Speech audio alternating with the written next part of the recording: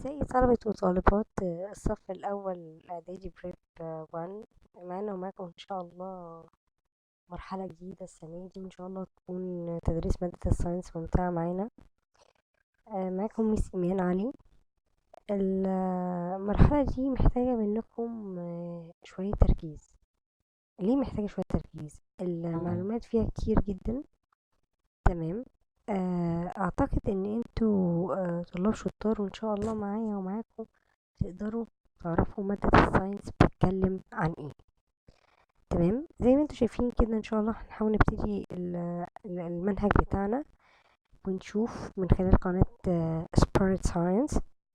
هنحاول نشوف المنهج بيتكلم عن ايه معانا، وانا مبحبش اتكلم كتير اكتر من احنا ممكن ندخل في الموضوع على طول ونشوف الولاد دي بيضحكوا ليه. دايما مادة الساينس ممكن تخليك عالم في المستقبل. أول درس معانا إن شاء الله، أو أول يونت معانا، هي matter and its characteristics unit 1، معناها المادة وخواصها. وتعالوا نشوف المادة وخواصها بتعمل ايه. lesson 1 matter and its characteristics. matters mean anything around us. طبعا الكلام ده احنا عارفينه في junior 4 ان anything around us it's matter. It's called matter, material. Okay, and this is because she has mass and volume. As we can see, anything has mass and volume, even the air is called matter. What is the meaning of mass? We make a little revisions and then we are continue our lesson today. Mass is amount of matter in any contains, in any matter that any body contains. مش فاهم يعني ايه mass الكتلة يا جماعة. زي ما انتوا شايفين كده، كتلة مين أكبر؟ Which is masses is more bigger or larger? Which one? I think is the yellow balls.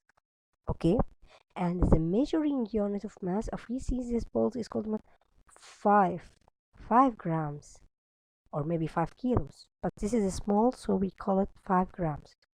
Okay, but this is, we can say it is about 2 grams. Okay, so this is larger. So mass, it's amount of matter of any body. Okay, this is called a mass. When you are masses yourself on the balance, you have maybe about 45, 50 or 55 kilogram. Okay, this is the first definitions we have here. The second one, volume. It is a space that is occupied by the body. What is the meaning of a space occupied by the body?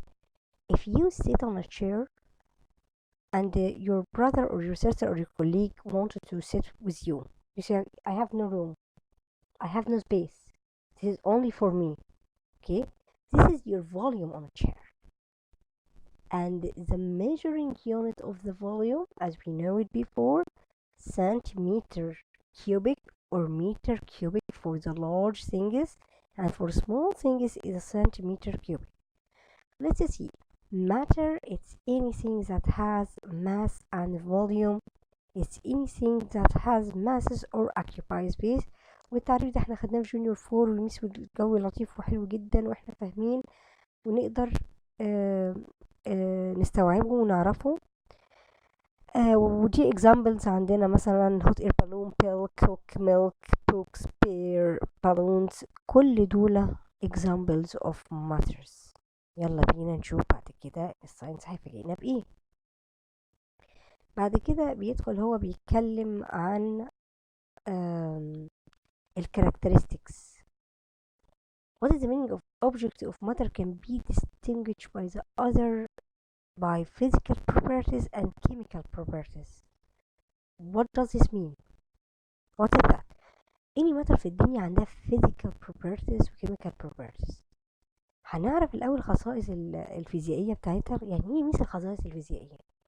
الخصائص الفيزيائية يعني خصائص appearance, look, shape. يعني مثلا ممكن يبقى انت عندك brown eye, dark hair, white skin.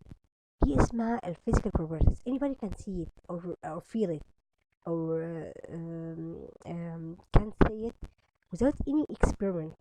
Okay, But chemical properties, we have to do this in laboratory, or we have to deal with some other chemicals materials to show what is the meaning of chemical.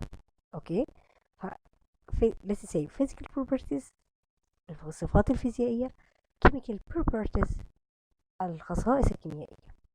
اوكي، الفيزيكال properties زي ما احنا عندنا كده 7. اوكي، let's see. Physical properties of any matter are the color, taste and smell, of course. density وده مصطلح جديد وهناخد بقية الدرس عليه. melting point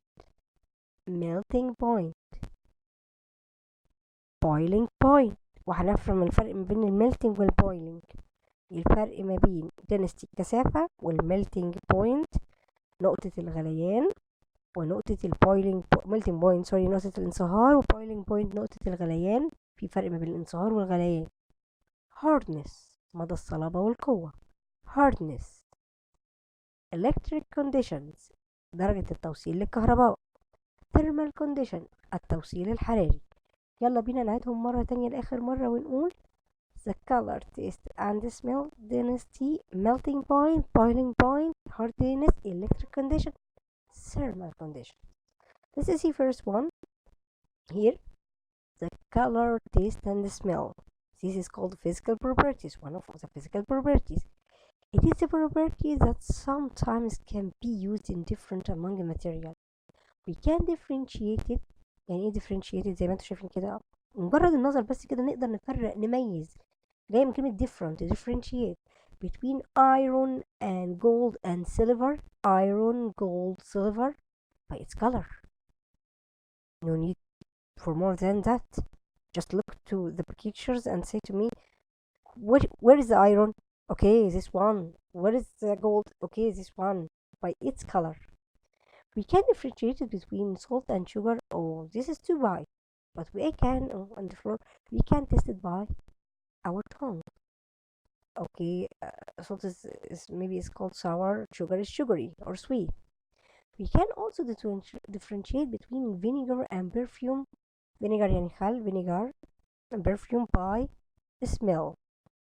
Okay, but we can differentiate it between water and oxygen gas using different properties because both of them are colorless, tasteless and odorless. يعني مش معنى ان هما اتنين مختلفين خلاص بقى انا هعتمد على الكلر بس والتست والسميل. طب في عندي عنصرين زي الووتر والاكسجين، الاتنين يا جماعه ولا اقدر اميز بينهم باللون، الاتنين شفافين transparent material tasteless ملهمش طعم، بياخدوا طعم الحاجه اللي بيدخلوا عليها. odorless عديم الرائحه، مفيش حاجه اسمها بشم ريحه الميه ولا بشم ريحه الهواء، انا بتنفس الهواء.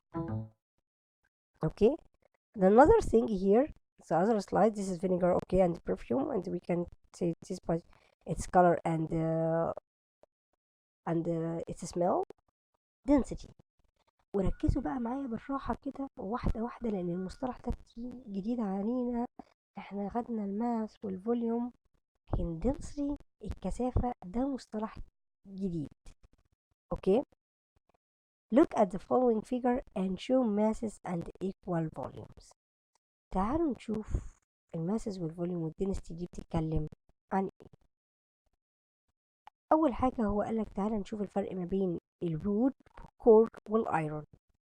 اوكي، this is a wood, this is iron and this is cork.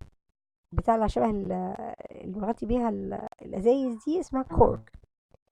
masses of 1 centimeter of cork هو اخد masses وزنها okay on the common balance is smaller than the masses of the wood. Of course, this is one is smaller than this one. This is called the masses. The mass of centimeter cubic of wood is smaller than 1 centimeter of iron.